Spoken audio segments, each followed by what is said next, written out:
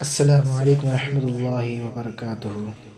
امید ہے کہ آپ سب بہت ہی اچھے سے ہوں گے۔ I hope that you all are fine and very well. اور مجھے یہی چاہیے کہ آپ سب بہت خوش رہیں۔ آئی ہوپ کہ آپ نے میری اگلی ویڈیو کو بہت ہی پیار دیا۔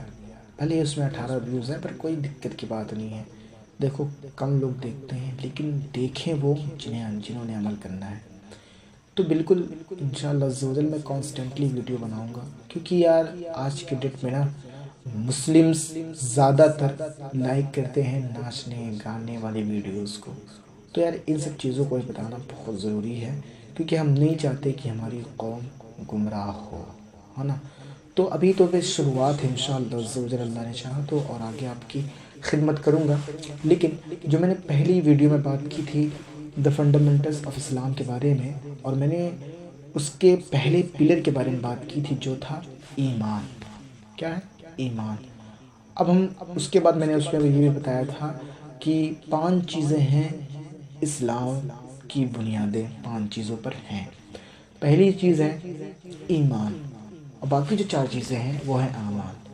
تو دوسری چیز ہے وہ ہے نماز، جو ایک اعمال ہے۔ اب نماز کو پڑھنے، اب نماز کے بارے میں آج ہم بات کریں گے، لیکن نماز کو پڑھنے سے قبل، اسے شروع کرنے سے قبل کچھ شرطیں ہیں، کچھ اشراط ہیں۔ کیا ہے شرطیں؟ پہلی شرط ہے طہارت، یعنی نمازی کے بدن، کپڑے اور اس جگہ کا پاک ہونا جس جگہ وہ نماز پڑھے گا۔ یہ چیزیں کیا ہیں؟ شرط ہیں۔ اور نمازی کا پاک ہونا یہ بھی بہت امپورٹنٹ ہے، یہ تو فرض میں آ جاتا ہے، یہ بہت ہی امپورٹنٹ ہے۔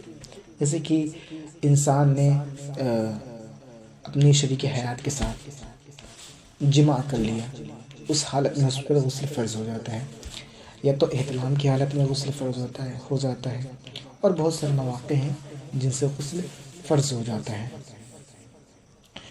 تو اب اگر انسان ناپاک ہے، وہ نماز پڑھے گا تو اس کی نماز قطعاً نہیں ہوگی، کیونکہ اس میں جو شرط دی گئی ہے، شرط میں یہی ہے طہارت، یعنی نمازی کے بدن کا پاک ہونا، نمازی کے بدن کا پاک ہونا۔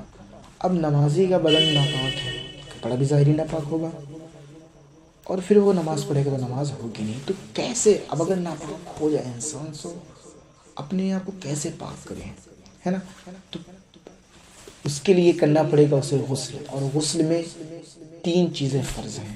پہلی ہے 3 مرتبہ منہ بھر کلی کرنا، 3 چیزیں، اور دوسری چیز ہے 3 مرتبہ ناک میں پانی ڈالنا، اور دائنے ہاتھ کی چھوٹی انگلی سے ناک صاف کرنا، اور تیسری چیز جو بہت ہی اہم ترین ہے وہ یہ ہے کہ پورے بدن پر اس قدر پانی بہائے کہ سوئی کے نوک کے برابر بھی جگہ باقی نہ رہے، انسان پاک ہو جاتا ہے۔ تو الحمدللہ آج ہم نے ایک شرط بتا دی جو بہت ہی امپورٹنٹ ہے۔ انشاءاللہ عز و جل اپنی اگلی ویڈیو میں ہم دوسری شرط کے بارے میں بات کریں گے۔ السلام علیکم۔